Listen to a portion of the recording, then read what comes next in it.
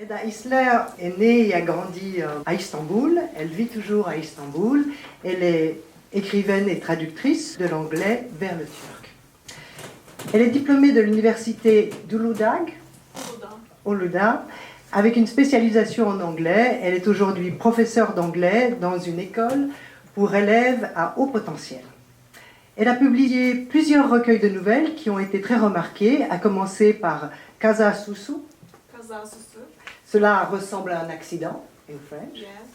Paru en 2019 aux éditions d'Erga. Et en 2021, Görünür Bir Yerde. Dans un lieu visible, publié par Everest. Ces autres récits ont été publiés dans de nombreux magazines littéraires importants. En tant que traductrice littéraire, Eda Isler a fait découvrir aux lecteurs turcs les œuvres d'auteurs anglophones importants, parmi lesquels 2 romans de l'écrivaine britannique Deborah Levy et un recueil de nouvelles de l'écrivaine américaine Lorrie Moore. Eda est également passionnée par le cinéma et travaille sur plusieurs projets de scénario. À Lavigny, Eda travaille à l'écriture de son premier roman. Hello everyone. The first passage I will read is an excerpt from my novel, which I'm recently working on. The story takes place in Istanbul in 1950s and partly in Italy. I hope you will enjoy listening to Turkish.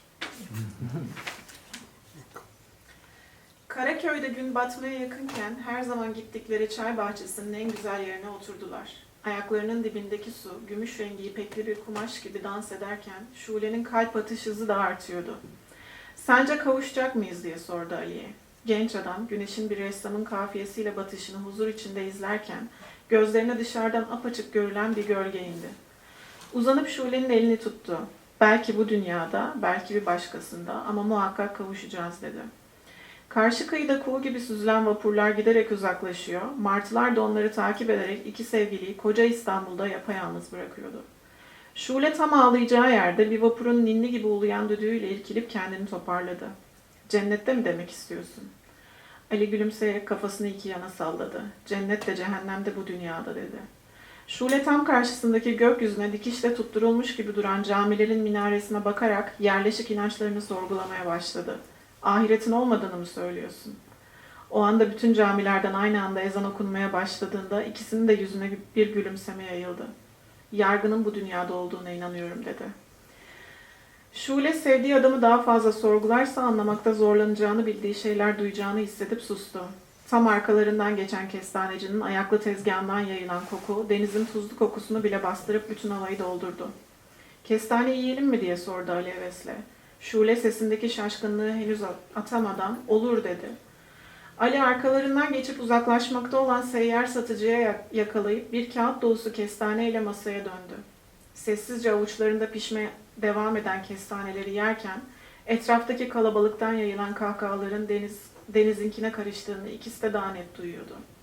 Çay bahçesindeki masaların biraz ilerisinde balıkçılar ağlarını birazdan onlarca balığı yuvasından etmeyeceklermiş gibi şefkatle denize atıyordu. İstanbul o akşamüstü, geleceği unutup geçmişteki güzel günlere tutunan, birbirlerine kaçamak bakışlarla gülümseyip içten içe kaygılanarak kestane yiyen bu iki genç gibi, tarihin lütfu ve acımasızlığı arasında kalmış gibi görünüyordu. Okay, the second piece I will read is a story from my latest book, Görünür Bir Yerde. It is the story of a female character who suffers from phantom pain. I will read it in English. The Süreyya Gap. For some time now, my arm in heaven has been trying to get my attention. The space under my shoulder, without bothering to ask permission, has been displaying a keen inclination to exist. I can't work out whether the problem is in the gap itself or in my brain alerting me to the presence of a throbbing pain in that gap. I don't know where to look for this pain that keeps me up at night and which leaves me gasping for air during the day, or how to get rid of it. If I don't have the courage to tell my husband about it, how am I going to go to a doctor and tell him the gap where my arm should be hurts? Because it does hurt. My absent arm hurts. Incessantly, relentlessly, pitilessly. For some time now, my husband has noticed something odd in me. He sees me suddenly screwing up my face in pain and opening and then closing my mouth as though I'm about to scream. He asked me if it hurts somewhere. He assumes it will go away and so in his own way. He leaves me in peace. If you have an unusual or out of the ordinary condition, people generally ignore it so as not to upset you. However, the real reason for this is to avoid the wrath of God that has bypassed them so far and to avoid being infected, even if by chance someone else's misfortune. That is why it was hard to look too closely at the marked person. My husband keeps his distance from Süreyya too. Yes, I have given that painful absence a name, Süreyya. That was the name of my doll, whose head my mother ripped off and threw it into the trash. One day back, when I was a child, I dropped Süreyya into a bowl of jam and was so scared of my mother seeing it that I covered the bowl with a tablecloth and hid it behind the armchair. A few days later, the house was swarming with ants, and my mother naturally hit the roof. "No more dolls for you," she shouted, and to make her point, ripped the head off the doll's body right in front of me. It was weirdly prescient. I never had another doll after that. My husband, bless him, told me just before we got married that he was infertile and offered me a chance to call the wedding off. But when I told him it was better that way and that I did not want a child because I wouldn't have been able to properly take care of one with just one arm, the matter was resolved. Süreyya woke me up early this morning and snuggled up to me. "What is it? Does your neck hurt?" my husband asked. Süreyya responded, "No, you moron, it's her arm that hurts, not her neck." I whisper for her to be quiet and go back to the worry in my husband's eye. "Yes, a little. I must have cracked my neck during the night." He smiles, that impeccable smile I'm so used to seeing during such moments. When I say during such moments, I mean those moments when he realizes I feel the need to do something with my hand. Those moments when compassion drips from his eyes and he wants to tell me he would like to do it instead of me so I don't feel deficient or wanting but can't do, so he ends up just looking at me. "Shall I rub it a bit?" he says. I hesitate but end up agreeing. Süreyya enjoys this change too. She forgets my soft, gentle caress and quickly gets used to my husband's hard, bony fingers.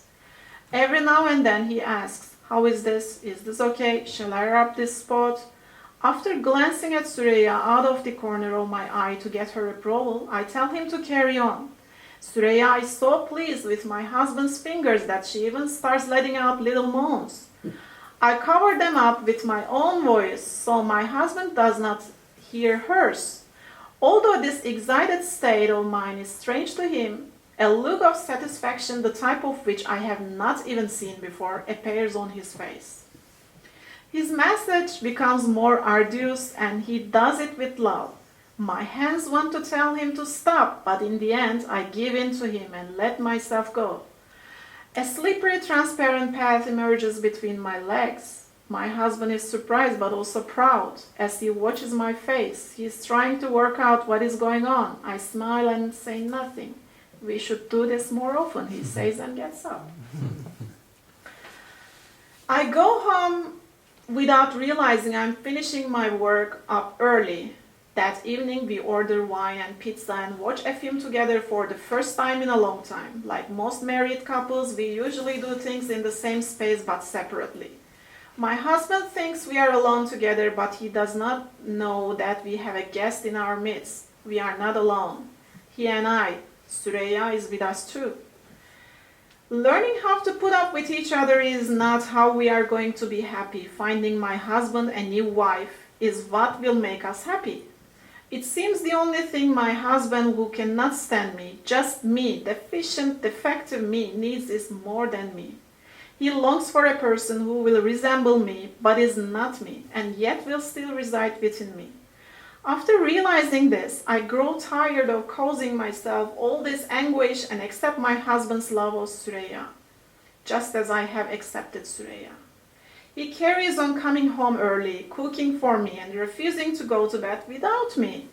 and still he cannot take his eyes off me. We are both happy at this state of affairs, which should carry on for some time at least, and then one evening the spell is broken. While my husband was reading next to me with his glasses on, Süreyya whispers to me that she will leave soon. I inadvertently jump out of my seat. Where are you going? My husband asks, looking at me in a surprise. I don't answer, instead of looking down, waiting for Süreyya to say something, but alas, I cannot find her. A new gap is forming where Süreyya used to be, the Süreyya gap. As I move my hand over that spot to make sure, my husband watches me like a scientist studying a lab rat's movements, trying to work out what I am doing. Not wanting the situation to get weirder, I sit back and tell him there is nothing wrong. He asks me if I'm in pain anywhere and says he can rub it better for me before we go to bed if it does. I tell him there is no rush and then pretend to fall asleep when we go to bed. After that night, while my husband and I stay out of each other's way, the days without Süreyya go by with a painless pleasure. My husband quite blatantly ignores me. We slip back without any qualms to the time when we didn't bother making breakfast or coming home from work early. The house is desolate. There is no other sound apart from the dripping of the tap. Boredom swamps the house, first the bed cover, then the walls, and finally the doors. At night we scrub it off with our hands and sleep in it. In the morning we lock it in and leave it at home. Eventually the boredom takes on a moldy green hue and sticks to our flesh. We pretend not to see it because we don't look at each other anyway. One day I don't make it in time to the toilet and let it all out onto the ground. My husband, careful not to step on the vomit, goes to the toilet and then, once he is done, goes back to the bed without saying a word and lies back down. That is the day I decide to bring Süreyya back. I scratch my head and listen to my own head for hours on end. After countless nights and countless glasses of mental gymnastics, I decide on the course of action I have to take. I realize I have got Süreyya's place all mixed up and that her actual home is not in my arm, but in my head. I smile. When the time comes and I'm to be united with her, I buy a sharp, specially made Swiss knife. After testing it a few times to make sure it works, I place it in front of the packet of bread. Bless him. Without speaking, he realizes I want him to slice the bread for dinner and starts doing exactly that. After dinner, I pick up the knife very carefully and put it in a plastic bag. I tie the bags thin, handless around my wrist and, without taking my eyes off him, go to the bedroom. My husband looks up to me for a moment and then goes back to the reading whatever book it was he was reading. I don't even know the title. Hours later, when he comes up to the bedroom to sleep, he is delighted at finding Süreyya on the bed again, and he sleeps in her gap all the way through until morning. As for me, I stare at them both the whole night, not even blinking. Thank you.